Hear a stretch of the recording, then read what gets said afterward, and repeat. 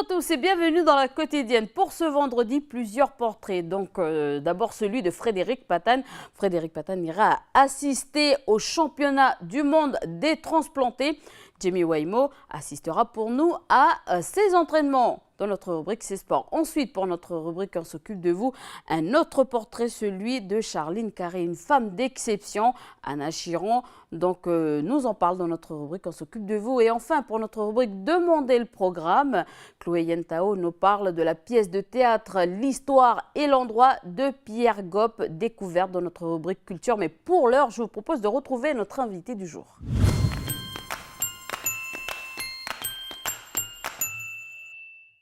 Alors, j'ai le plaisir de recevoir le commandant Guilain Nicolet. Bonjour. Bonjour. Alors, aujourd'hui, il est question de votre mission au Vanuatu après le passage du cyclone Pam qui a ravagé l'île du Vanuatu, les îles du Vanuatu. Alors, dès que vous êtes arrivé sur place, qu'est-ce qui vous a frappé ? Alors, déjà, merci pour votre invitation. Et je me permets aussi de me présenter. Donc, je suis le chef de bataillon Guilain Nicolet, j'ai 43 ans. On est effectivement arrivé le 18 mars sur l'île de Tanna. Et la première chose, bien sûr, qui nous a frappé, vue du ciel en avion dès qu'on a été à terre, c'était la désolation et notamment l'absence de feuilles. Il y avait une grande partie de forêt avant qu'on atteigne les premiers villages. Et il n'y avait aucune feuille sur les arbres, ce qui donnait vraiment une première touche assez, on va dire, dramatique à l'état de l'île. Alors, dès que vous êtes arrivé, quelles étaient vos priorités ? Quelles sont vos priorités dès que vous êtes arrivé ? À moins que vous avez déjà tout organisé ou c'est en arrivant sur place que vous avez organisé ? Comment vous êtes organisé ? Alors, cette catastrophe naturelle, on va dire, malheureusement, on a pu la voir venir un peu. Le phénomène météo a été décelé début mars. Il a été classé cyclone et puis force 5 au fur et à mesure de sa progression vers le Vanuatu. Il a frappé le Vanuatu le 14 matin. Donc, dès le 14 journée, le gouvernement vanuatais, qui avait connu sa plus violente catastrophe naturelle depuis sa création de ce pays, a fait appel à l'aide internationale et on a commencé à se préparer. Donc on a pu préparer un certain nombre de choses. Vous savez qu'on arme un certain nombre de plans au niveau des forces armées de Nouvelle-Calédonie pour faire face aux éventuels cyclones durant la saison. Donc on a un certain nombre de matériels qui sont en place, on a un certain nombre d'équipes qui sont en alerte. Le Vanuatu et notamment les îles du sud, notamment de Tanna, c'est des îles un peu qu'on connaît, puisqu'on a eu un certain nombre d'échanges. Donc oui, on était un peu préparés, maintenant pas une situation aussi dramatique. Alors, comment a évolué justement votre mission en arrivant sur place ? Est-ce que ça a été plus difficile ? Est-ce que ça a été facile finalement de vous coordonner avec justement les ONG qui étaient sur place ? Alors, la mission, donc c'était un déclenchement bien sûr pour les autorités françaises suite à la demande d'aide des Vanuatais. C'est l'ensemble des FANG qui a fourni un détachement. Donc les FANG, c'est les trois armées, air, terre, mer. Moi j'appartiens au RIMAP, donc le régiment d'infanterie de marine du Pacifique Nouvelle-Calédonie, qu'on n'est pas le colonel Iswin. Et on était à partie terre. Donc nous on a été déployés avec un petit élément, justement, pour faire une évaluation et faire un point de situation, prendre les contacts pour s'intégrer dans un dispositif d'aide, qu'il soit avec les autorités locales ou avec les ONG ou les organismes déjà présents ou qui sont arrivés au fur et à mesure. Donc voilà, c'était vraiment notre mission, faire un premier bilan pour, dans un deuxième temps, à partir du 20-21, déployer nos moyens et participer à l'aide. Alors, est-ce qu'il y a eu des contacts justement avec l'état-major, on va dire, situé à Port Vila, et également justement des rapports avec les Néo-Zélandais, les Australiens qui étaient sur place ? Alors, notre déploiement, il a connu plusieurs phases. Dans un premier temps, bien sûr, il y a eu une étude à partir de Nouméa, avec les documents qu'on a sur cet archipel.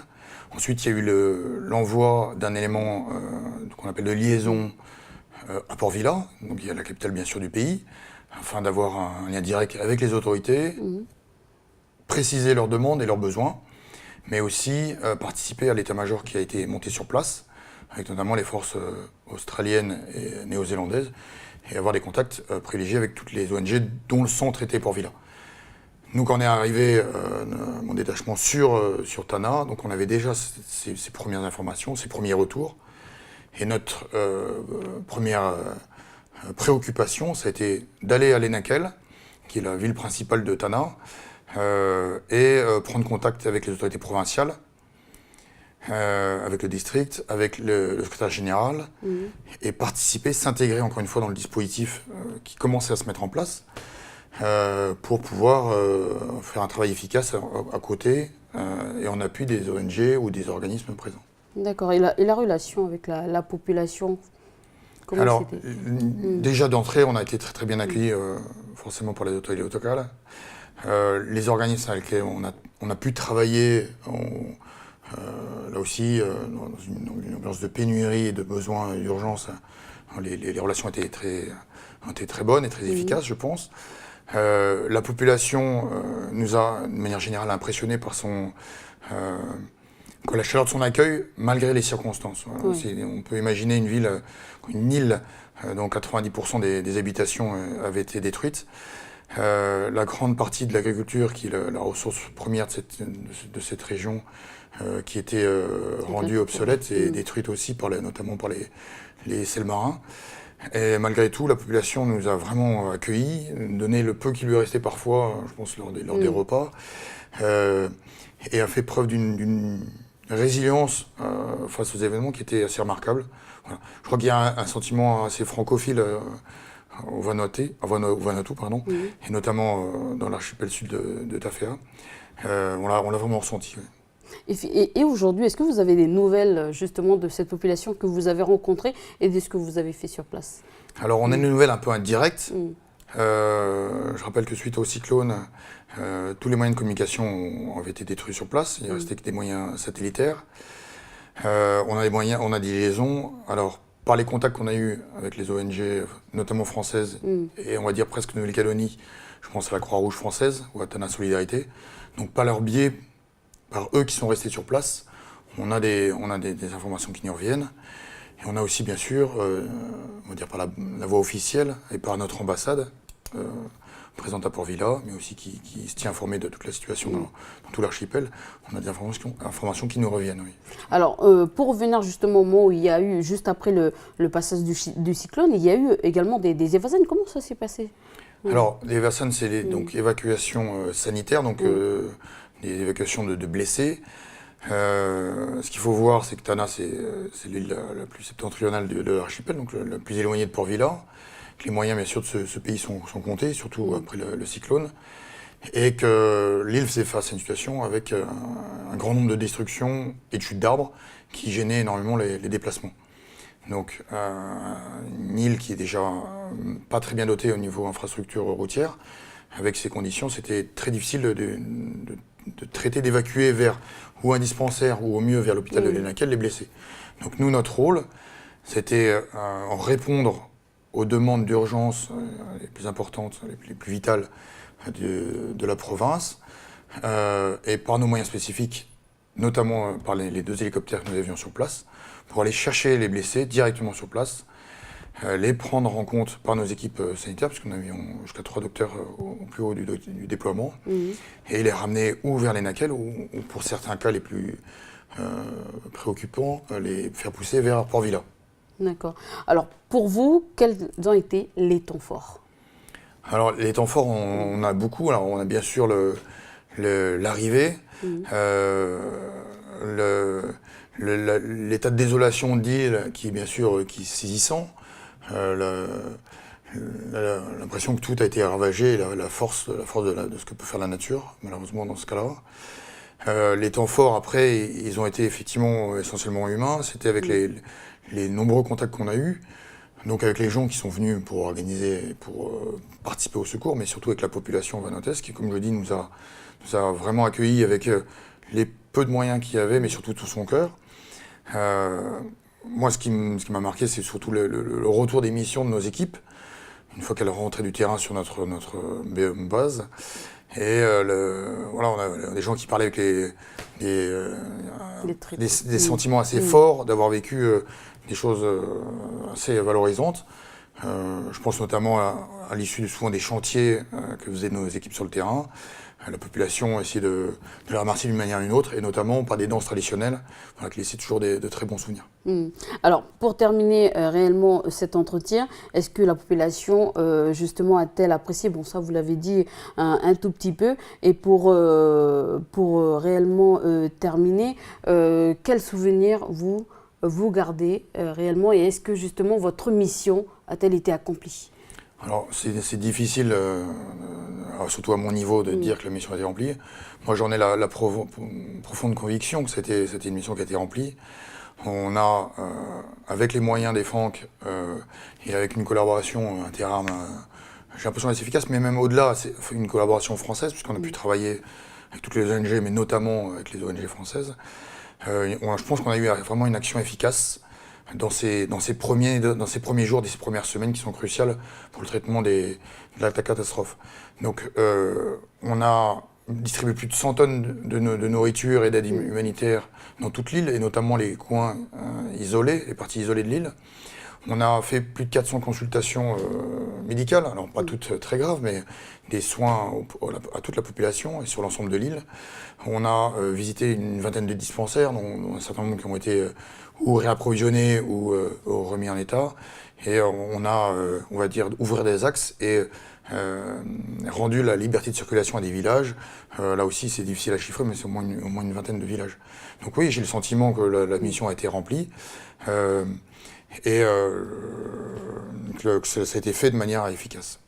Voilà, donc commandant Nicolet, merci d'avoir accepté cette invitation. Oui. Merci beaucoup. Allez, on passe tout de suite à l'agenda du pays.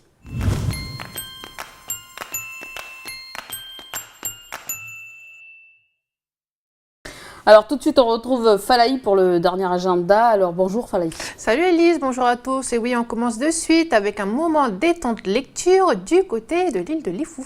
Alors qu'est-ce qu'on nous propose là-bas, Lifou? Alors c'est l'association Lapa Lapa Hier qui propose tous les derniers vendredis du mois une soirée appelée Contes sur la natte. Alors donc voilà, c'est une soirée sous le thème des contes et des légendes de l'île, composée de 5 conteurs et de musiciens. L'association se déplace à chaque fois dans une tribu différente. Et après la tribu de Tingeting, c'est Dozip Coralieu, compte sur la natte. Voilà, donc il ne faut surtout pas les rater. Donc c'est pas très vieux ça non plus. Oui, bah, ça fait 3 ans maintenant qu'il existe. Et d'après ce que m'a dit Nadine, qui fait partie de l'association, les gens répondent à chaque fois présents. Donc la soirée Contes sur la natte commence à 18h et prend fin à 21h15.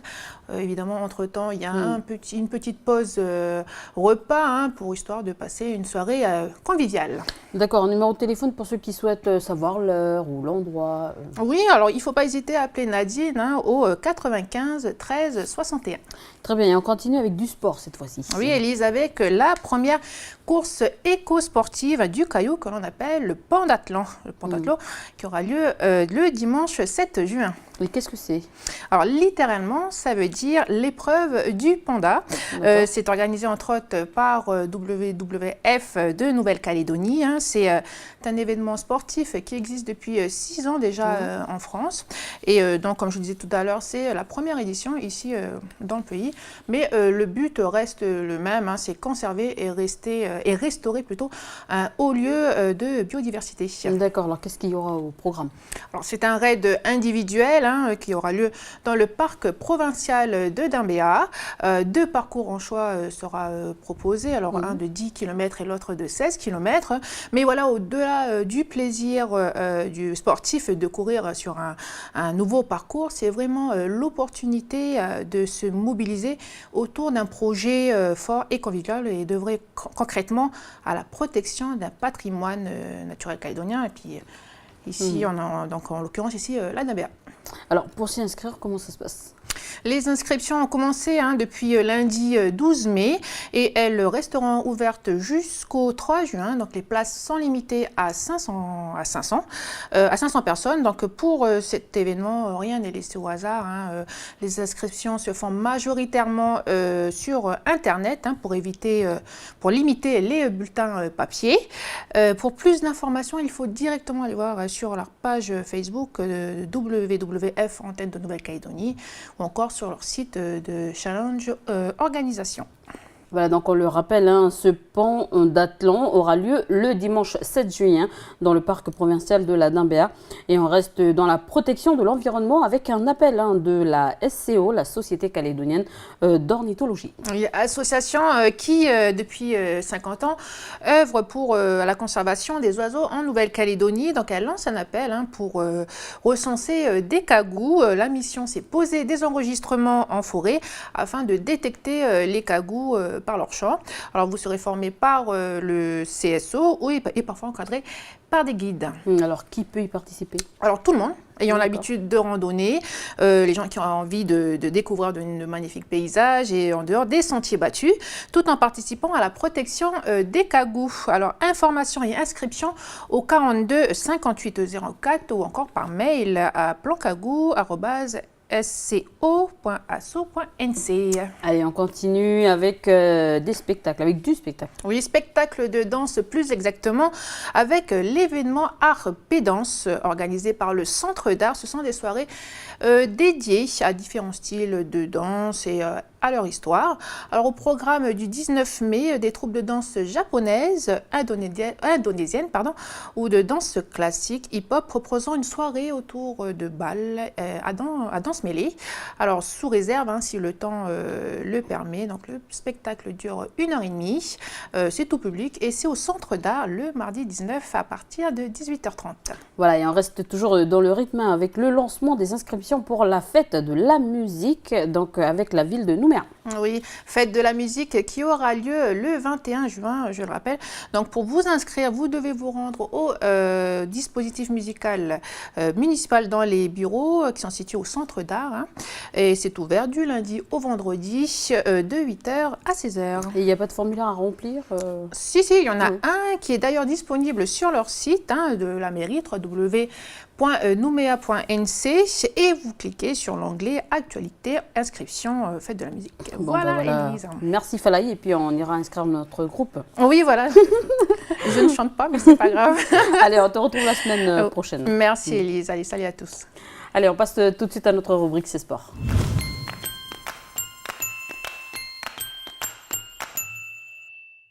Bonjour Jamie, on part à la rencontre d'un champion, Frédéric Patani. C'est ça, bonjour Elise et bonjour à tous. Un grand champion comme tu viens de dire, Frédéric Patani, 51 ans et triple médaillé. L'argent sur le 400 mètres nage libre, encore l'argent sur le 50 mètres brasse et puis le bronze sur le 50 mètres papillon. Une jolie moisson, donc 3 médailles remportées aux Jeux mondiaux des transplantés. Alors qu'est-ce que les Jeux mondiaux des transplantés? Voilà, qu'est-ce que c'est? Depuis 1978, Élise, alors ces Jeux sont organisés tous les 2 ans, regroupant des athlètes venus des 4 coins du monde. Leur point commun, ils ont tous connu une greffe du foie, une greffe du cœur, d'un poumon ou de la moelle osseuse. Ils se retrouvent donc pour défendre les couleurs de leur nation, de leur pays, sur plusieurs épreuves sportives, athlétisme, vélo, football, volleyball ou encore la planche à voile.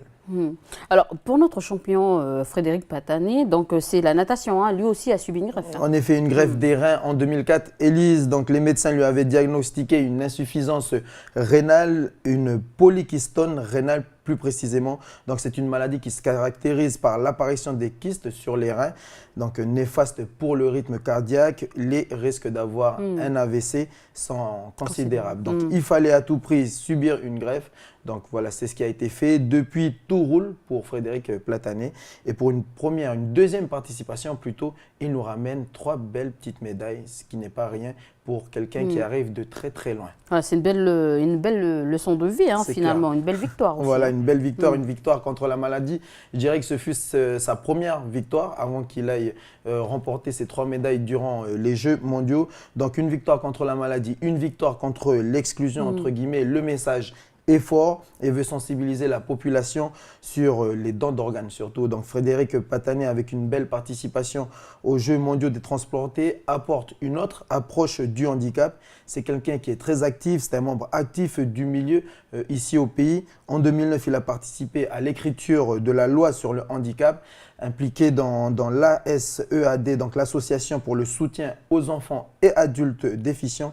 Il travaille aujourd'hui sur une thèse qui vise à recenser les représentations sociales du handicap en milieu kanak. D'ailleurs, il s'est rendu il y a 2 semaines à Lifou pour prendre connaissance et rencontrer l'association des handicapés sur place à Lifou, justement pour étudier et puis voir les solutions qui pourraient être soumises aux différents élus, membres politiques du pays. D'accord. Et donc aujourd'hui, tu nous proposes d'aller à sa rencontre. Voilà, je vous propose, Élise, justement de découvrir, de voir un peu ce qu'il présente dans cette thèse, quels sont les objectifs. Tout de suite, voici les précisions sur cette thèse de Frédéric Platani. Oui, ça c'est mon dernier projet, qui me passionne d'ailleurs. J'ai commencé depuis 1 an une thèse sur le handicap en milieu kanak. Il s'agit d'identifier, de retrouver les représentations sociales du handicap et de repérer les pratiques sociales qui en découlent. Je veux dire par là, quand par exemple il survient un malheur à la naissance, alors comment la famille va l'interpréter, quel sens elle va donner à cet événement. Je prends par exemple, nous, quand on a appris pour mon fils, la première chose qu'on a faite, c'est nous sommes allés voir un médecin, c'est-à-dire on a eu une interprétation biomédicale. Ça ne pouvait venir soit d'un gène qui avait muté, soit d'un virus, voilà. Et on s'aperçoit qu'il y a des sociétés qui se conceptualisent différemment le handicap et qui ne vont pas forcément se tourner vers une approche biomédicale. Je pense, par exemple, ça peut être très bien lié, selon certaines sociétés, à un trouble social. Alors, Jimmy, je te corrige, c'est Patané et non Platane. Mais bon, pour moi, je m'excuse. Voilà, mais bon, Platon a fait beaucoup de choses. C'est pour ça qu'on fait la relation avec la thèse. Alors, il travaille justement sur sa thèse.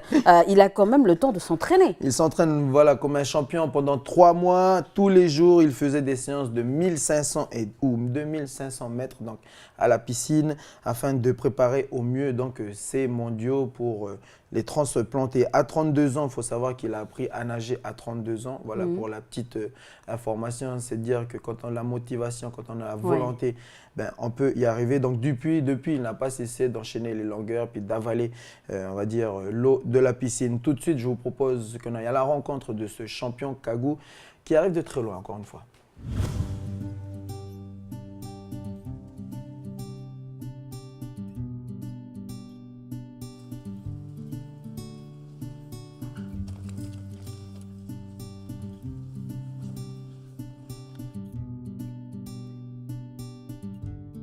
Le choix de la natation, il m'a presque été imposé parce qu'en fait, ma polykystose rénale, enfin ma maladie, me fait avoir des reins très très très volumineux. Donc ça me fait du ventre. Alors chaque fois on me disait mais arrête de boire de la bière, mais je ne bois pas de bière. C'était les 2 reins qui étaient très très très gros et qui faisaient que j'avais toujours du ventre. Et chaque fois que je prenais un coup dans le ventre, c'était extrêmement douloureux.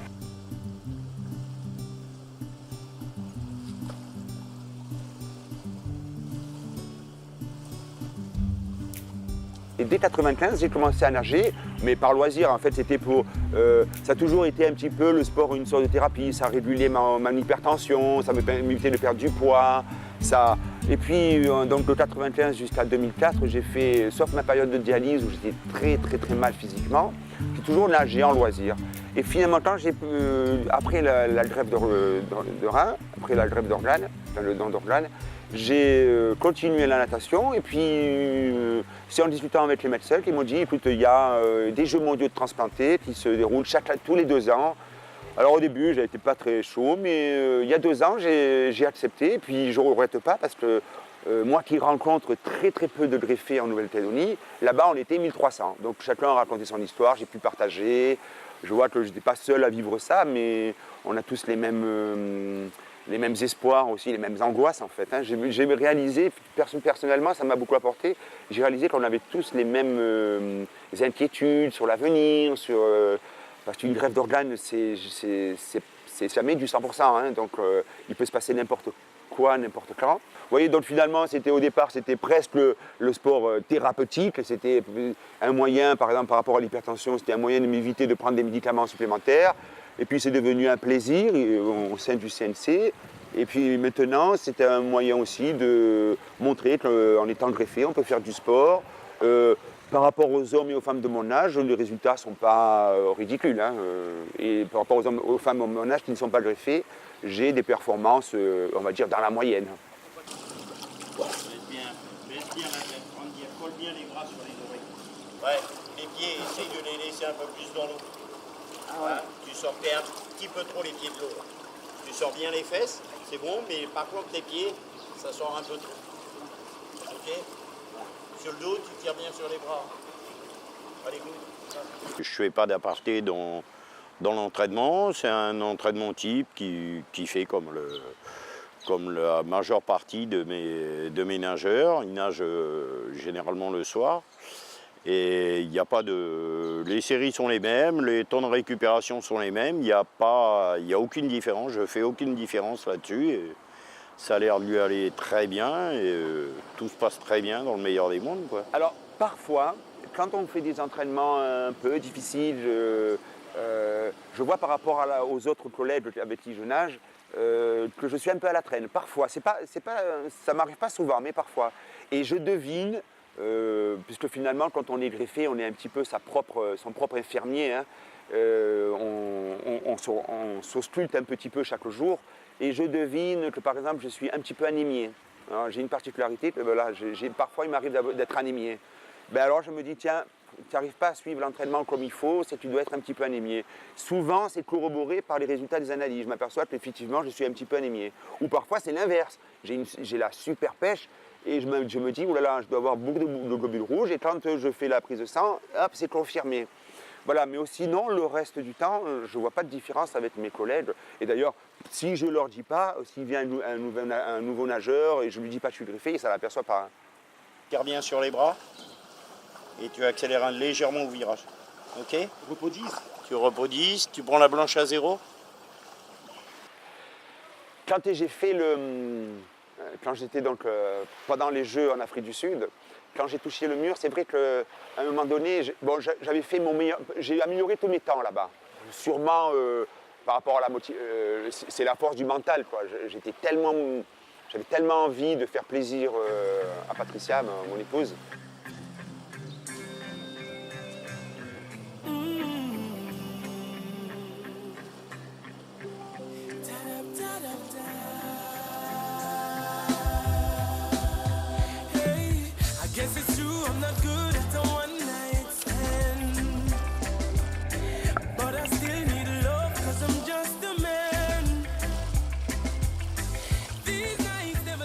J'ai toujours cette image où, quand je travaillais, les salles de cours étaient au 3e étage.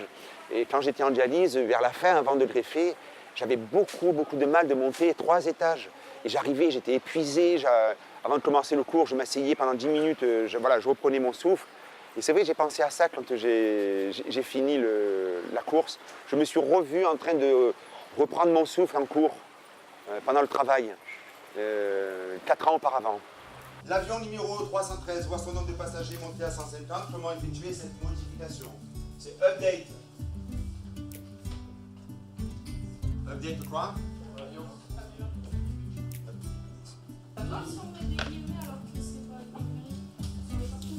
Si vous mettez des guillemets, ça veut dire que vous avez l'intention d'y mettre de l'alphanumérique. Quand j'étais en dialyse, ça faisait un jour à la maison, un jour à l'hôpital, un jour à la maison, un jour à l'hôpital. Et je ne voulais pas m'arrêter de travailler parce que sinon, ça aurait rompu tout lien social en fait. Hein.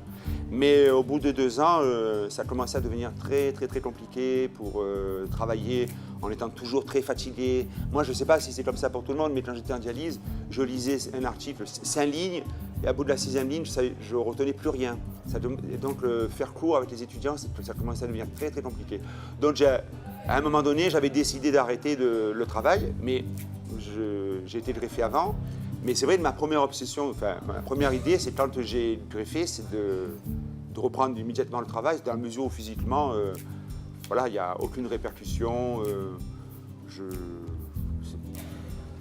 Je reste debout souvent, mais voilà, il n'y a pas de fatigue, il y a pas de, un peu de fatigue nerveuse, un peu de stress avant de faire des examens, mais c'est tout. Hein, donc, il n'y a aucune contre-indication, elle est au travail. Hein. Passage au MND, il faut que ça soit tout juste. Hein. L'algo, parcours de tableau, et vous allez avoir les requêtes. 3 heures. Hein. Ah, c'est compliqué, enfin, voilà. Il y a plein de choses à faire. Période très difficile puisqu'on n'a pas été épargné à la fois par la maladie, une maladie invalidante, temporaire mais invalidante, et un handicap, enfin, l'autisme, donc qui sont rentrés en même temps. Enfin, voilà, ils occupaient tout l'espace de la maison. Alors la maladie c'est le père et l'autisme c'est le fils.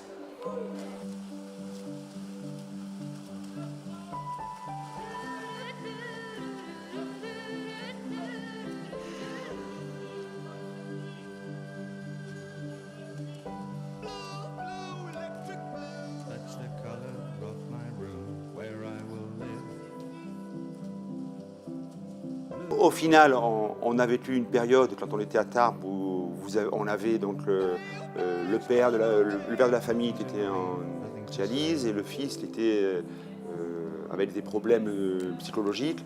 Et après la greffe, il commençait à rentrer dans l'ordre, pour ce qui me concerne, et même pour Pierre, puisque là, on voit qu'il s'entraîne avec un groupe comme les autres, il prépare une compétition comme les autres. Voilà, donc il a trouvé un emploi en milieu ordinaire. Il est vraiment... dans la littérature du handicap, on appelle ça une participation sociale pleine et entière. That's the color of my room where I will live. Blue, blue. Pale blinds drawn all day. Nothing to read, nothing to say. Blue, blue. Cette année, l'hôpital m'a demandé de réitérer cette expérience, cette opération. J'ai dit oui, il n'y a pas de problème. Donc cette année, ça va se dérouler en Argentine et je vais essayer de présenter d'autres épreuves de natation. Il est bien comme ça, il faut qu'il continue et il va sûrement ramener encore d'autres médailles, je pense, parce que là, il s'est bien entraîné.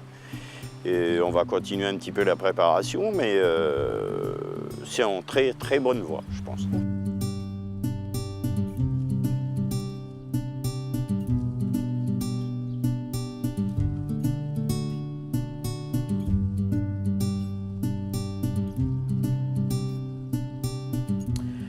Voilà, un reportage intitulé « Une rencontre avec ce champion Kagou d'Outre-Rhin ». Un beau personnage, mais c'est surtout un bel exemple de réussite. Frédéric Patané, 3 fois médaillé aux derniers mondiaux des transplantés qui se sont déroulés en Afrique du Sud. Chapeau, monsieur.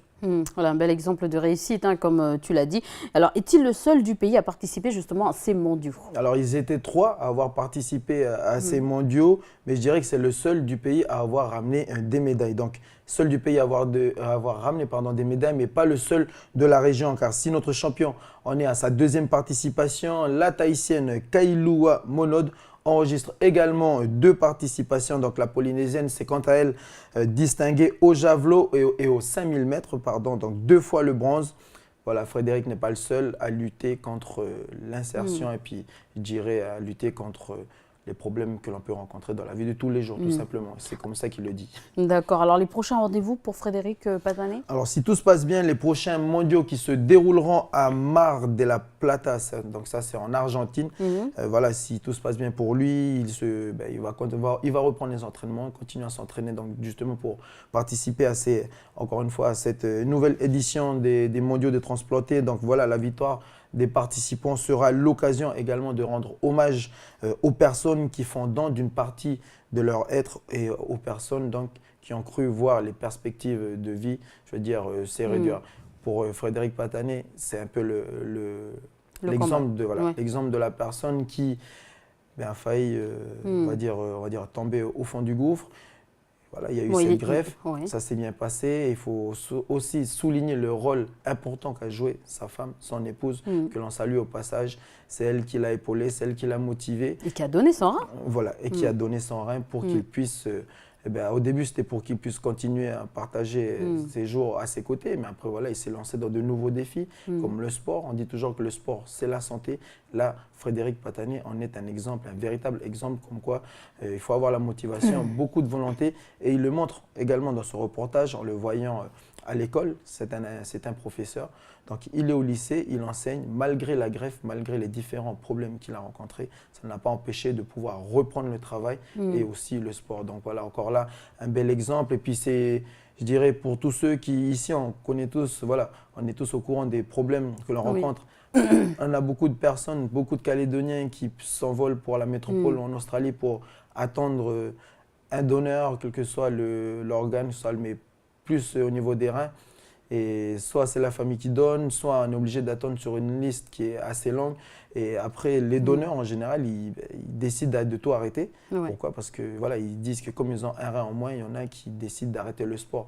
Là, Frédéric Patané nous montre qu'à 32 ans, il a appris à nager et puis à 51 ans, il ramène des médailles. Comme quoi, voilà. Il est la preuve vivante que… Voilà. Alors, on enchaîne avec une info, justement, du week-end. Voilà. Alors, on enchaîne, Élise, avec cette information. Ce week-end va se dérouler donc une compétition. C'est le Grand Prix Derby. Donc, c'est de l'équitation. 2 jours où les cavaliers du Nord affronteront leurs homologues du Sud, organisé par l'ACNO, l'association des cavaliers du Nord. Sans plus tarder, voici les détails sur cette compétition. Pour les petites épreuves, il y a une distance, pour vraiment les tout petits, une distance de 500 mètres au total, avec ce qui va se passer sur le CSO, sur la carrière, et en extérieur. Et avec 4 obstacles naturels, simplement, pour les petits. Et après, plus on va monter dans les gammes, club 3, club 2, club 1, les distances vont se rallonger, et la hauteur des obstacles aussi. Le cavalier a un temps limite à respecter, et s'il dépasse ce temps limite, il peut y avoir des pénalités aussi qui lui seront infligées. Voilà donc le Grand Derby, le Grand Prix Derby, c'est de l'équitation. Ça se passe donc demain, les 16 et 17 mai sur Koné. Voilà, donc le rendez-vous est pris. Sur le fief de l'ACNO. Voilà. Et puis pour terminer, je voulais qu'on encourage quand même Frédéric Patané pour ces mondiaux. Donc je te laisse la parole pour l'encourager. Juste le remercier et puis continuer à nous montrer l'exemple, à nous, les jeunes. Voilà, montrez-nous l'exemple, continuez comme ça. Voilà, encore une fois, Frédéric Patané nous montre que le sport permet de guérir pas mal de maux, que ce soit des maux physiques ou des maux dans la tête, surtout en ce moment. Voilà, les jeunes il a insisté sur le fait que de nos jours, pas mal de jeunes qui se suicident parce que voilà, ils ont des problèmes de cœur. Et lui, s'il était en face d'eux, il aurait proposé de faire du sport, parce que le sport permet de se défouler. Donc merci encore une fois et puis bonne continuation pour ces prochains mondiaux et puis encore des médailles. Voilà, merci. Et puis on va retenir un petit mot si tu veux, tu peux. Merci Jamie et puis on se retrouve donc la semaine prochaine. Bon week-end et merci à tous, au revoir. Allez, on retrouve donc notre amie Anna pour notre rubrique On s'occupe de vous.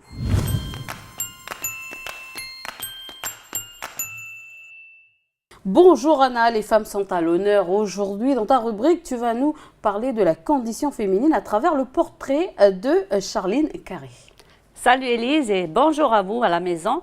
On va effectivement parler de la femme et en particulier de la façon dont les femmes vivent, évoluent, apprennent et puis s'émancipent. Mais avant de parler de Charline, comme d'habitude, un petit rappel historique par rapport à la date du 8 mars, puisque comme tu le sais, le 8 mars dernier, on a célébré la journée internationale de la femme. Bon, avant de parler de la Nouvelle-Calédonie, on va faire donc un petit retour en arrière. La journée internationale de la femme, ça a vu le jour en fait au tournant des 19e et 20e siècles. Il y a eu la Charte des Nations Unies qui a été signée à San Francisco en 1945. Alors du coup, là, c'était le premier instrument international à proclamer l'égalité des sexes en tant que droit fondamental de la personne humaine. Depuis, l'organisation elle a aidé à créer un patrimoine historique de stratégies, de normes, de programmes et d'objectifs qui ont convenu au plan international. Tout ça pour améliorer la condition de la femme dans le monde entier. Alors, la date du 8 mars existe depuis quand et pourquoi cette date-là plutôt qu'une autre? Alors, pourquoi le 8 mars?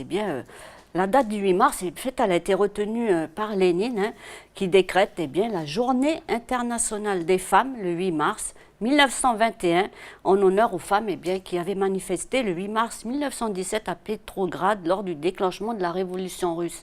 Ensuite, le 28 février 1909, il y a eu une journée nationale de la femme cette fois et c'était du côté des États-Unis.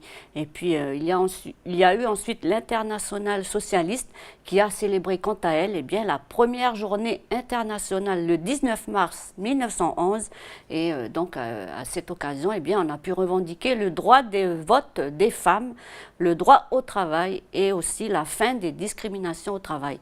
Et puis ce n'est qu'en 1977 que la journée eh bien, elle est officialisée, je bafouille, par les Nations Unies. Donc les Nations Unies qui invitent tous les pays donc, de la planète eh bien, à célébrer une journée en l'honneur eh bien, des droits des femmes. Voilà, donc un sacré chemin parcouru. Hein. Et ici en Nouvelle-Calédonie, depuis quand célèbre-t-on le 8 mars, la journée internationale de la femme? Alors ici sur le territoire, la première édition eh bien, elle a eu lieu en 2005 et c'était voilà, c'est récent et c'était du côté de Ponériouin et voilà, c'était en fait c'est un événement qui est organisé aussi bien par le gouvernement de la Nouvelle-Calédonie que par la province nord qui a elle aussi sa journée de la femme.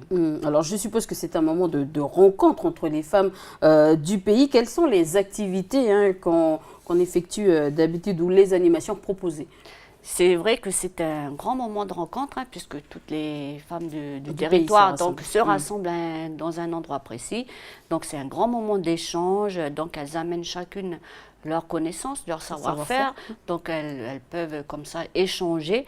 Et puis chaque année, eh bien, il y a un thème hein, différent qui est abordé, qui est proposé. Pour exemple, eh bien, en 2013, c'était Femmes et bonne gouvernance. En 2014, c'était Femmes rurales face au développement. Donc, en ce qui concerne la journée qu'il y a eu récemment à Pointe-Dimier, donc il y a eu plusieurs ateliers. Hein. Il y a eu des pôles, on va dire, des pôles de travail hein, autour de différents thèmes. Ensuite, il y avait aussi des ateliers vivants autour de la vannerie, de la couture. Et puis, il y a eu des stands où chaque fédération de femmes de chaque commune donc, a pu justement présenter eh bien, son savoir-faire, amener soit c'est tout ce qui a été fait au niveau, on va dire, de la vannerie, tressage, la couture, donc tout ce qui était robe, mission, etc. Chacune, il y avait aussi, parce qu'il y a des mamans aussi qui ne tressent pas, qui ne coupent pas, mais qui travaillent eh bien, dans les champs, qui sont agricultrices. Donc, elles ont amené aussi les produits de la terre, ce qu'elles ont pu eh bien, produire. Donc, voilà un peu tout ce qui était proposé. Et puis, c'était aussi un moment festif, hein, puisqu'il y avait aussi beaucoup d'animations. Il y a eu des groupes musicaux qui ont pu se produire sur scène. Il y a eu aussi des danses. Voilà, un grand moment de rencontre, mais tout ça dans la joie. Et c'est là que tu as rencontré Charline? Voilà, c'est ça. Je l'ai rencontrée ce jour-là. Et puis, j'ai pu ensuite eh bien, aller chez elle, hein, à Wailou. Donc, elle m'a montré un peu ce qu'elle faisait, elle m'a raconté un peu son parcours. Mais pour l'heure, ben, moi, je te propose de plutôt regarder le reportage, c'est plus parlant. Donc, si tu veux bien, on va du côté de Wailou à la rencontre de Charline.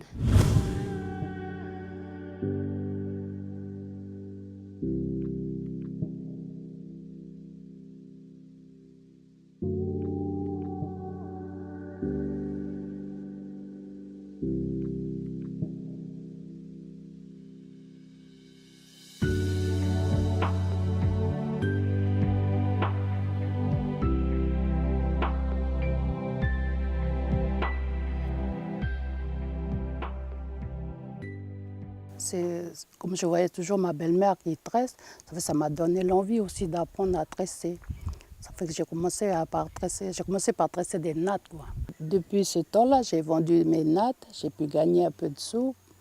Puis après, il y a 2 ans de ça, il y avait une formation dans le district de Néouo. Formation des femmes, c'est pour faire des paniers, des petits sacs, quoi. Et voilà, c'est là que j'ai été me former pour faire les petits sacs que je fais en ce moment. C'est ce qu'on m'a appris, c'est celui-là. Puis après, c'est moi qui ai fait les autres modèles. Voilà, j'ai fait voilà, celui-là, ça. Et là, c'est celui-là, là, je viens de commencer, là, quand on est parti à Ochambo, là, j'ai fait 2 comme ça. Voilà.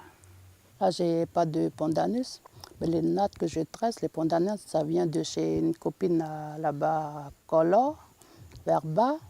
Puis d'autres aussi, ça vient d'Ouvéa.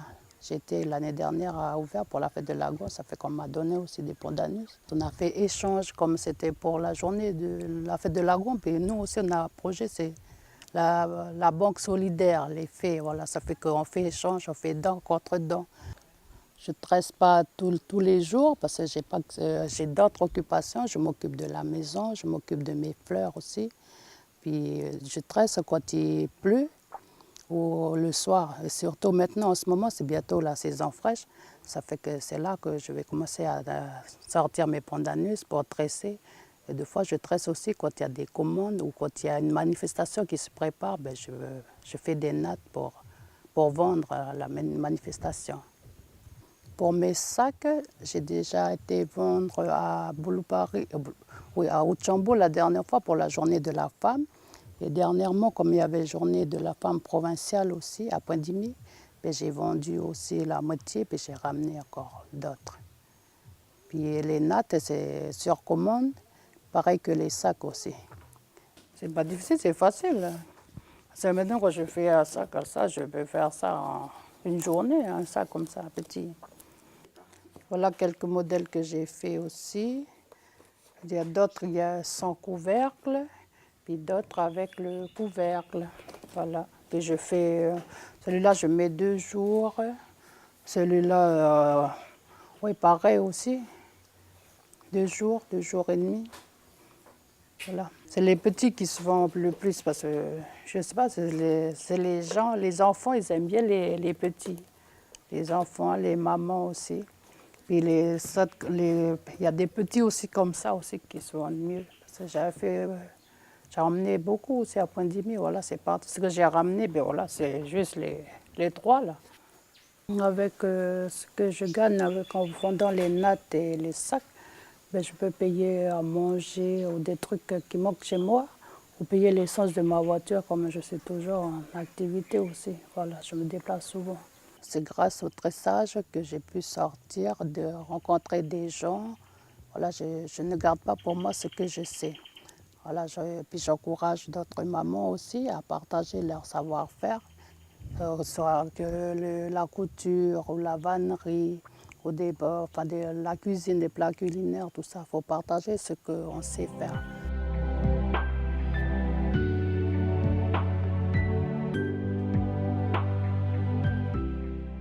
Voilà, sacré parcours. Et puis les jeunes de la tribu ou les jeunes qui ont envie de justement prendre exemple sur Charline, ou on va dire la rencontrer. Donc elle se trouve du côté de la tribu de Nessakwea à Wailou. Et puis contente qu'elle puisse partager son savoir.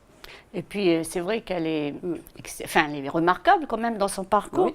Et puis rappelons aussi, soulignons aussi le travail qui est fait par les fédérations de femmes. Ça leur permet donc de s'organiser partout sur le pays, sur le territoire. De se déplacer, oui. Et voilà, elles permettent de rassembler un peu toutes ces femmes avec tout leur savoir-faire. Donc elles peuvent comme ça se former, elles peuvent apprendre et puis s'épanouir. Alors si justement des femmes ou des jeunes filles sont intéressées, où doivent-elles, on va dire, s'adresser ou appeler pour des renseignements? Alors, elles peuvent, si ça vous intéresse, vous pouvez contacter la fédération de votre commune, puisque chaque commune a sa fédération de femmes. Donc, renseignez-vous, rapprochez-vous de la fédération de femmes qui est dans votre commune. Et puis, il y a aussi la mission de la femme de la province Nord, avec un numéro où on peut les contacter, le 47 73 37. Et puis, en ce qui concerne la province Sud, il y a la Maison de la Femme. Donc, le numéro est le 25 20 47. Et puis, il existe aussi le service des droits des femmes de la province des îles Loyauté. Alors, sur Lifou, le numéro est le 45 52 43. À Marais, le 45 44 00. Et enfin, à Ouvéa, c'est le 45 52 58. Voilà, donc merci Anna. Et puis, on va souhaiter une bonne continuation à Charline et à toutes les femmes de la Nouvelle-Calédonie. Donc, informez-vous, osez. Donc, et puis, ne gardez pas votre savoir-faire pour vous, partagez-les donc autour de vous. Et puis, rendez-vous à l'année prochaine pour une nouvelle édition de la Journée internationale de la femme. Merci Anna. Et puis, on te retrouve donc à bientôt pour une nouvelle rubrique. Et je te souhaite un bon week-end et à vous aussi. Allez, je vous propose de retrouver donc Chloé pour notre rubrique Demander le programme.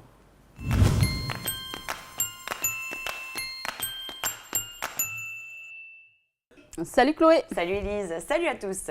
Alors aujourd'hui on va parler théâtre, on va parler histoire aussi avec une pièce écrite par Pierre Gopp et mise en scène par José Renaud, L'histoire et l'endroit, qui s'est joué donc sur tout le territoire et qui avait été commandé par le centre culturel de Yingen, Guama Borat, à l'occasion de son 30e anniversaire, c'était l'année dernière. Pierre Gopp qui est le précurseur du théâtre contemporain kanak. Tout à fait, cet auteur et metteur en scène, dramaturge, autodidacte, est originaire donc de Négoné et localement connu pour toutes ces pièces qui bravent bien sûr les tabous, les non-dits de la société kanak. Alors, c'est quoi l'histoire et l'endroit? Alors, c'est une pièce qui est jouée donc par la troupe du Nord, parmi lesquelles donc Kesh Béharouné, Josélita Bernol, Laurence Bollet, Aman Poigny, Pierre Poudewa et Colette Tidjit.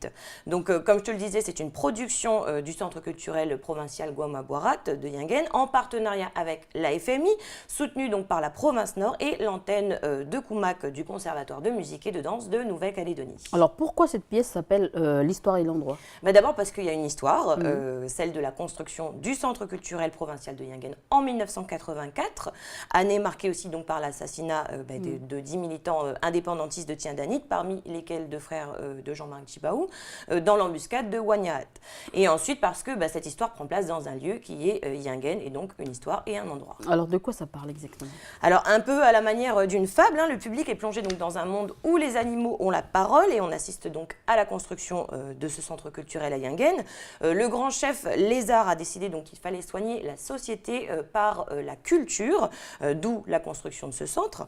Et donc les chefferies du bord de mer et de la vallée se retrouvent donc pour travailler sur ce projet. Et autour de ce projet, il y a un conflit latent. Un conflit né de la présence des animaux venus d'ailleurs et devenus maîtres des terres kanak. Donc faute de dialogue entre les uns et les autres, le conflit s'enlise jusqu'à mener à la mort de 10 hommes. Et pourquoi représenter les hommes par des animaux? Alors comme je te disais, c'est un peu comme les fables de Jean de La Fontaine. Pierre Gopp a choisi donc les animaux pour se protéger, mais aussi pour protéger l'histoire et puis les personnes qui sont représentées dans cette pièce. Mais je pense que le mieux, c'est de laisser l'auteur en parler.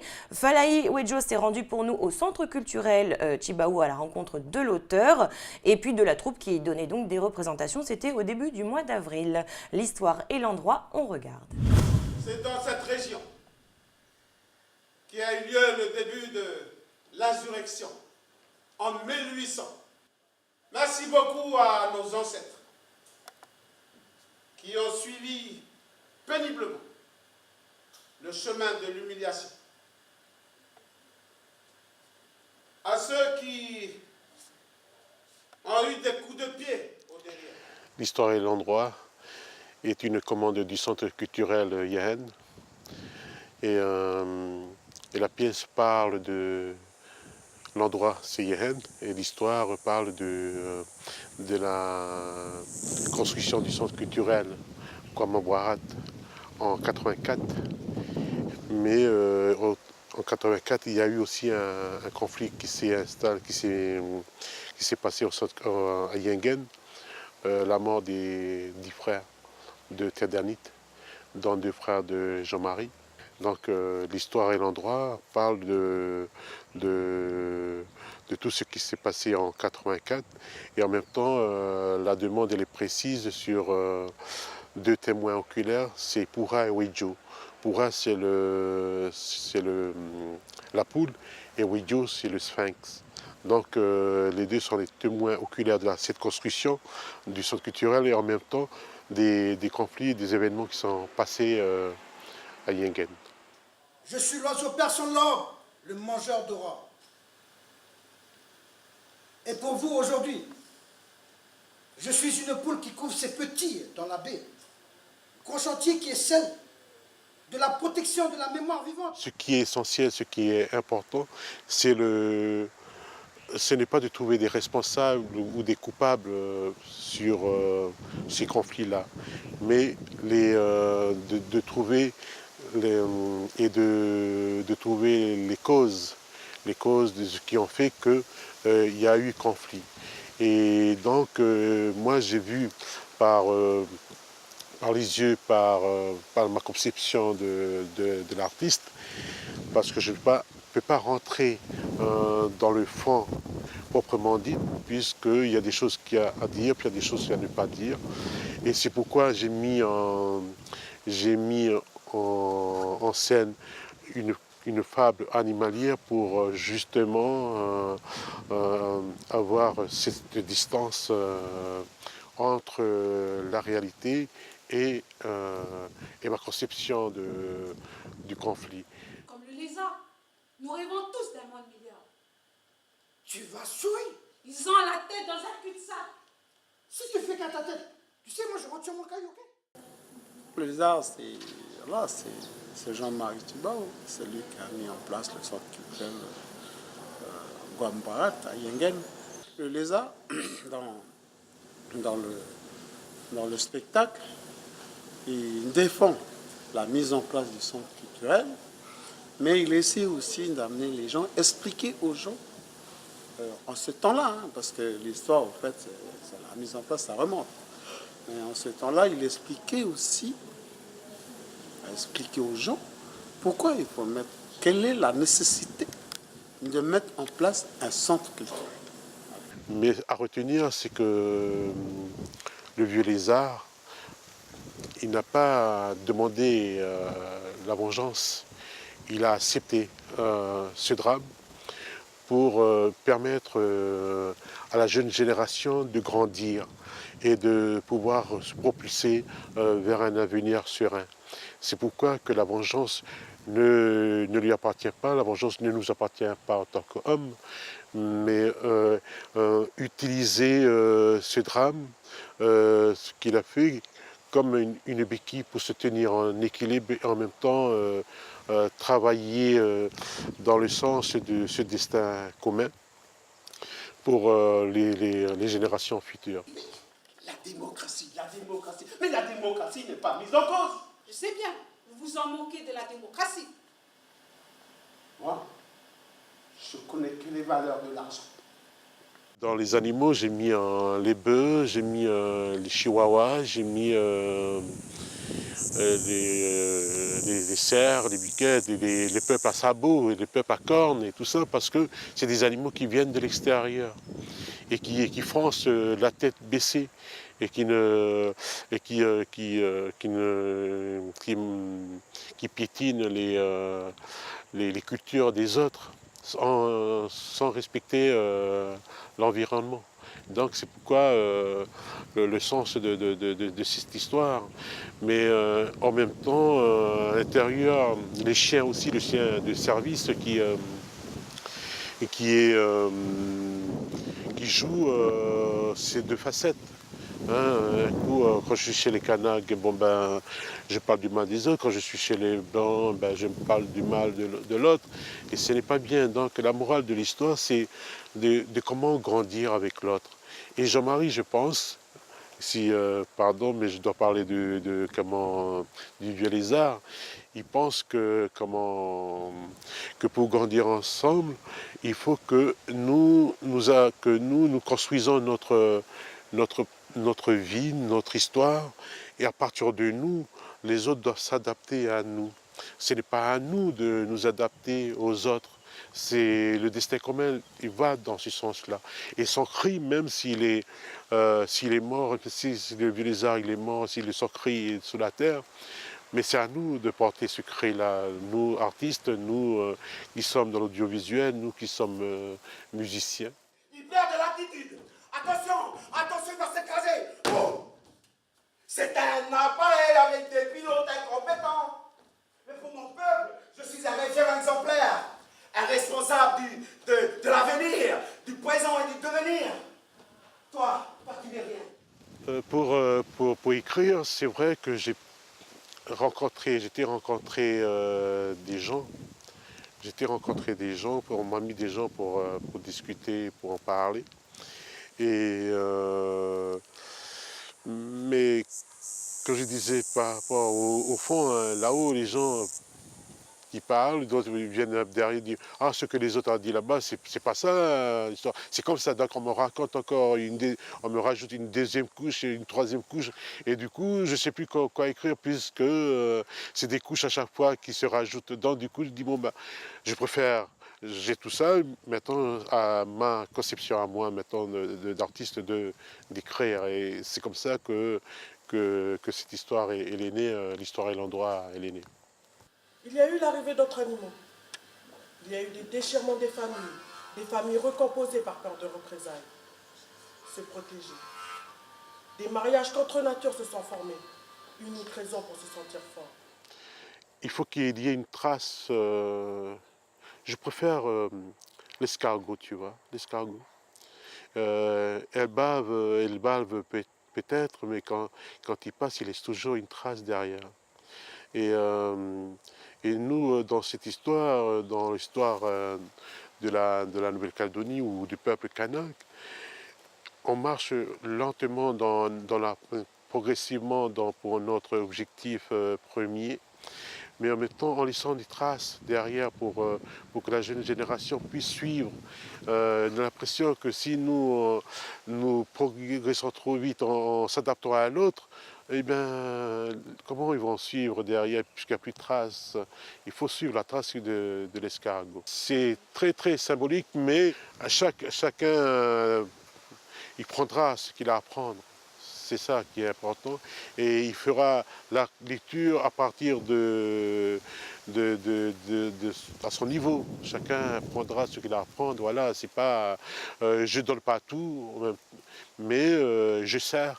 Nous sommes tous des serviteurs, on donne suffisamment à manger et chacun prendra ce qu'il a envie de prendre et pour laisser les autres choses pour d'autres. Et peut-être que la vision, le Kanak qui prendra une partie, puis le Kadosh qui vient, il va prendre une partie, le Walisien qui sera là, il prendra aussi un petit peu. Et puis c'est comme ça que tout le monde va grandir ensemble, se construire. C'est-à-dire que là, c'est une commande du centre culturel Ngouambarat. Et nous, dans le Nord, la province Nord a mis en place depuis maintenant, nous sommes à notre 3e création. Il y a 2 ans, 3 ans, quelque chose comme ça, que la troupe du Nord s'est mise en place dans la province Nord. Rien ne va s'arranger. Je dois de l'argent à des animaux méchants. Arrête de dire n'importe quoi. Tu sais, je fais tout le travers depuis le début. Viens te coucher, on en reparlera de ça demain. La troupe du Nord, avec les comédiens du Nord, et l'objectif du Nord, de la politique culturelle du Nord, c'est de monter une troupe du Nord avec le corps de métier qui autour du théâtre. Donc il y a 13 corps, il y a 13 métiers autour du théâtre, donc il faut qu'il y ait ce corps pour pouvoir que le théâtre existe, le théâtre du Nord existe bien dans le Nord et dans le pays. C'est ça qui est important, donc on y travaille, et doucement, tranquillement, mais sûrement, ça va. Mais là où la pièce a été bien reçue, parce qu'on a joué 2 fois à Yengen, et ça a été bien perçu, et en même temps, la pièce qui durait 1 heure, eh bien, elle a à chaque fois prolongé 2 heures par rapport à 3 heures, par rapport aux discussions, par rapport autour, des questionnements, pourquoi ceci, pourquoi cela, on aurait dû mettre ceci.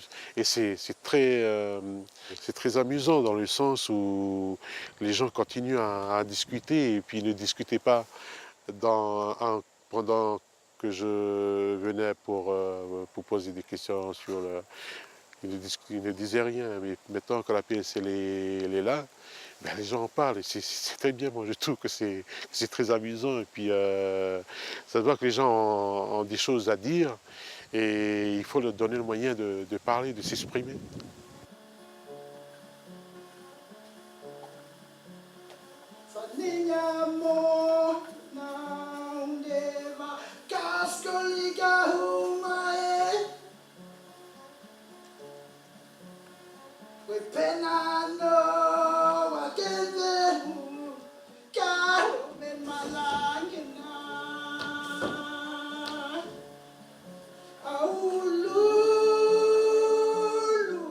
Voilà, donc très belle pièce, à ne pas hésiter à aller voir. Et on poursuit avec quelques sorties culturelles pour les jours à venir. On commence à Vaud.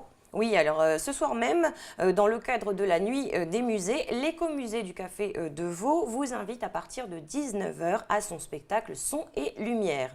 Au programme, l'art du mapping, il y aura également des contes, des danses traditionnelles kanak et javanaises, des chants et puis des défilés de tenues d'époque. Donc l'entrée est gratuite et la restauration est prévue sur place. Et on va cette fois-ci du côté de Koné. Oui, alors un rendez-vous musical, le rendez-vous musical du mois au Centre culturel provincial de Pomémy. Aujourd'hui de 19h30 à 21h. Les groupes invités sont donc Natural Gang de Rivière-Salée et Kamadoua de la tribu d'Atéou. Et puis maintenant, on va cette fois-ci du côté de Canala où se déroule depuis dimanche dernier le Forum des artistes. Et oui, Élise, depuis le 10 mai, et ce jusqu'au dimanche 17 mai, l'association des artisans organise le Forum des artistes au village de Canala. Une semaine de rencontres et d'échanges autour de l'art. Et donc, au programme, vous pourrez retrouver donc des ateliers artistiques de 8h à 16h sur la monnaie kanak, la sculpture, la vannerie, la poterie, des arts culinaires aussi avec des plats qui vous seront proposés. Il y a également un espace enfant et puis de la couture. Et puis, il y aura également des animations, c'est un peu plus tard, de 18h à 20h. Donc, aujourd'hui, c'est l'atelier Tapa qui vous sera présenté. Et puis, bien sûr, un marché qui est organisé avec des produits locaux. Voilà, donc merci Chloé et puis on te retrouve dès lundi. Avec plaisir Élise et bon week-end à tous. Allez, on passe tout de suite à notre rubrique La science et une fois.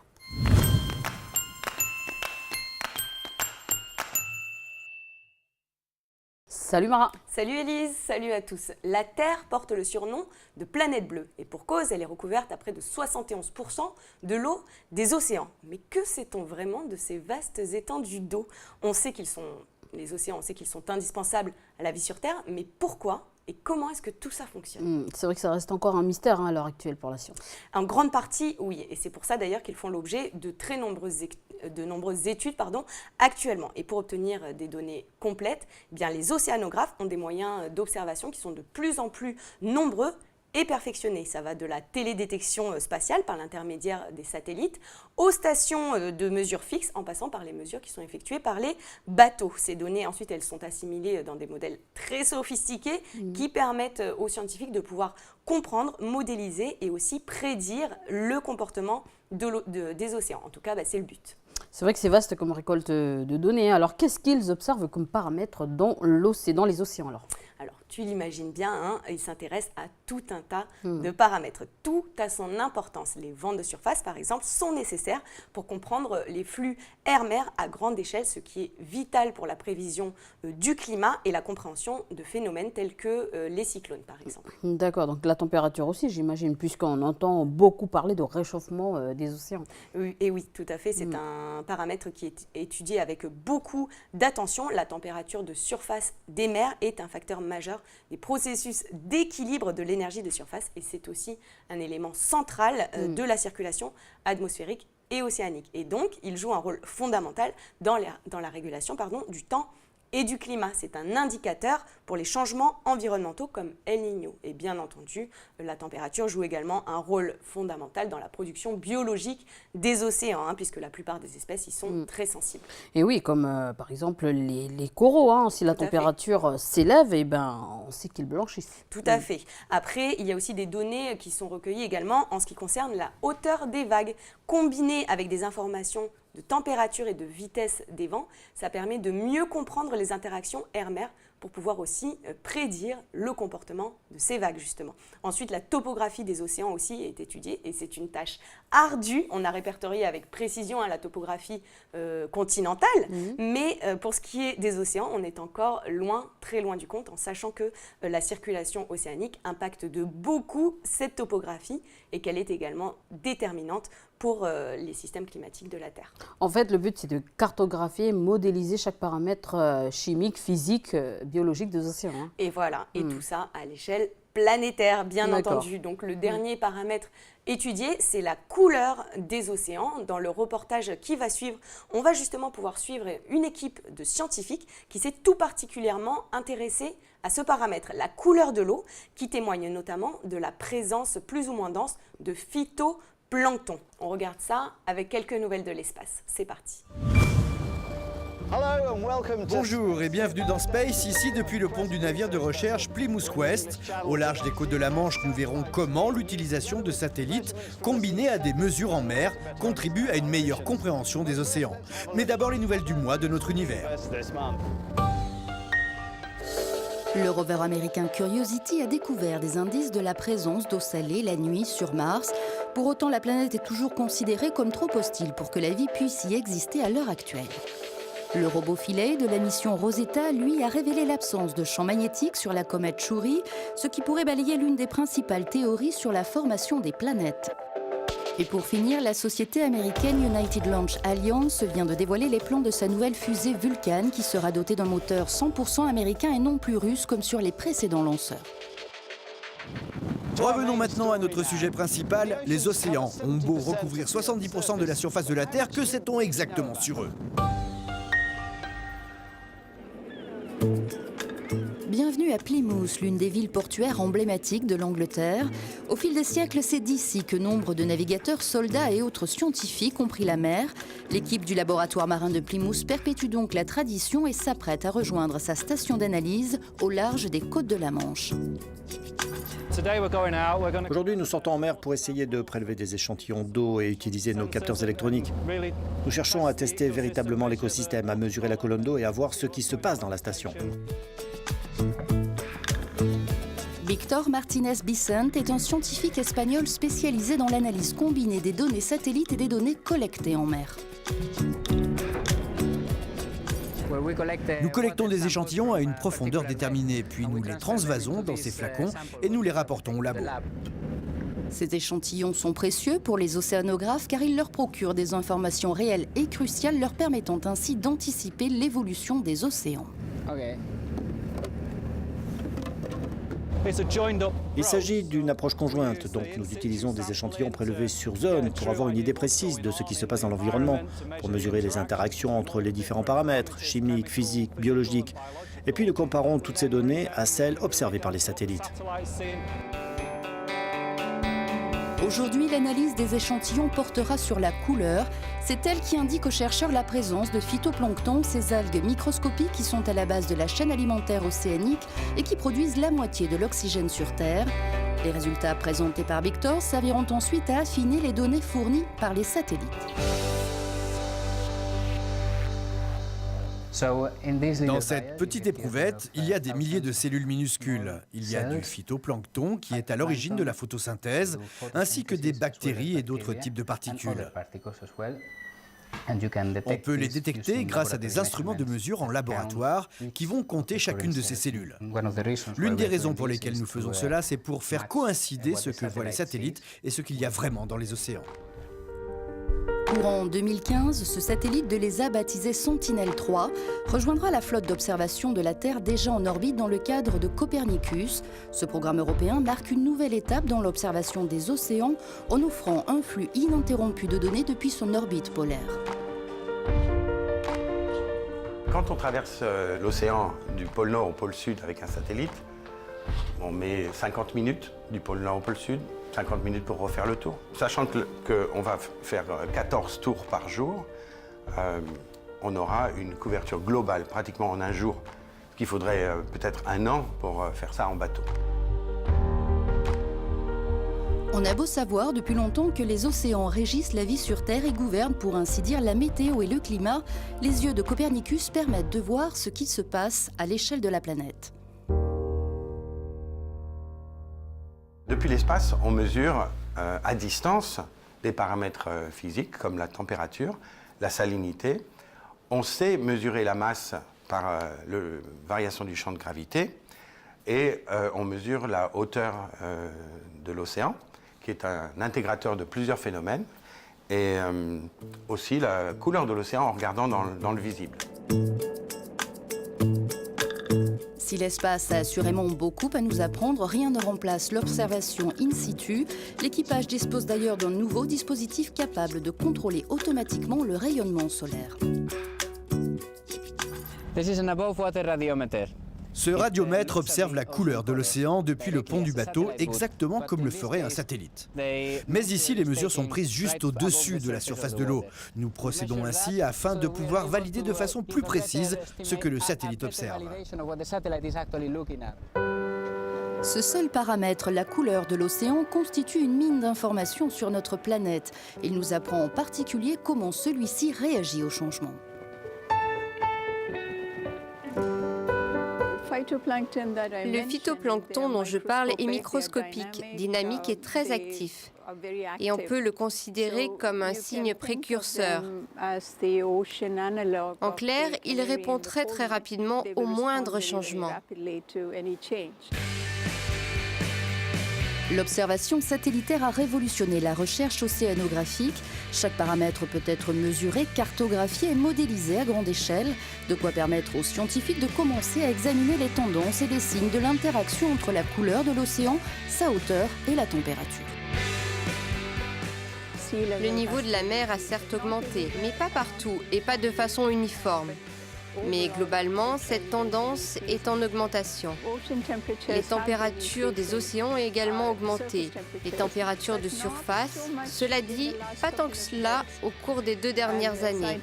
Et c'est précisément ce qui intéresse les scientifiques.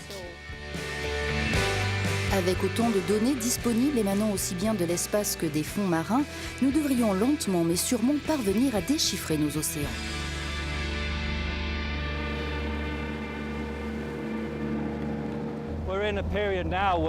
Nous entrons dans une période où les informations sur les océans sont très nombreuses. Il y a la télédétection satellitaire, les observatoires, le suivi sur zone et d'importants systèmes autonomes en mer.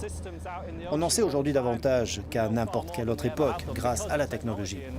Une fois que nous aurons compris cela, on pourra se projeter dans l'avenir pour détecter quels changements interviendront et comment l'environnement s'y adaptera. Donc voilà, on voit bien qu'il y a de gros investissements au niveau de la recherche pour surveiller justement l'évolution des océans. Et oui, c'est que c'est très lié justement à l'évolution de la planète en elle-même. Récemment, il y a eu de nouvelles analyses qui ont été publiées dans la revue de référence Science qui indiquent que l'acidification des océans pourrait être responsable de l'extinction de masse Permien-Trias, qui a eu lieu il y a environ 250 millions d'années. Et c'est quoi cette extinction de masse? Alors, c'est la plus grande extinction de l'histoire de la Terre. À cette époque, en seulement 60 000 ans, 96% des espèces marines et 70% des espèces terrestres ont disparu en à peine 60 000 ans. Donc c'était énorme. Alors pour expliquer ce phénomène, il y a eu plusieurs hypothèses avancées, des éruptions volcaniques, la chute d'un astéroïde ou encore des microbes. Mais dans cette étude, les scientifiques estiment que les océans ont dû absorber brutalement des énormes quantités de dioxyde de carbone provenant des phénomènes volcaniques et que ça a profondément modifié la composition chimique des océans en les rendant plus acides avec des conséquences catastrophiques pour les espèces marines et par conséquent pour les espèces terrestres. Ouais, c'est un avertissement pour l'avenir en quelque sorte, cette nouvelle étude. Alors, c'est un scénario qui était suspecté depuis longtemps, mais en effet, c'est la première fois qu'on obtient une preuve directe, que cette hypothèse est confortée par une preuve directe. Et en effet, c'est assez préoccupant puisqu'aujourd'hui, on assiste à une augmentation de l'acidité des océans due à une augmentation des émissions de carbone, non pas à cause d'éruptions volcaniques, mais bien à cause de nous, les hommes. Alors le pH, il a chuté, le pH des océans a chuté depuis les débuts de la période industrielle. Il y a des conséquences, bien entendu, ce n'est pas une nouvelle, mais sur les coraux notamment, et les coquillages. Voilà, donc pour éviter la dégringolade, encore une fois, nous ferions bien de changer nos habitudes. Merci Mara. Et puis on te retrouve donc la semaine prochaine. Oui, et juste pour terminer, cette nouvelle étude, elle pourrait justement aider les chercheurs à prédire comment notre planète va répondre à cette acidification des océans dans le futur. Merci à toi Élise, et puis je vous dis à bientôt. Voilà, c'est la fin de cette émission. Merci de nous avoir suivis. Je vous souhaite un excellent week-end. Et c'est Chloé que vous retrouverez donc lundi à ma place.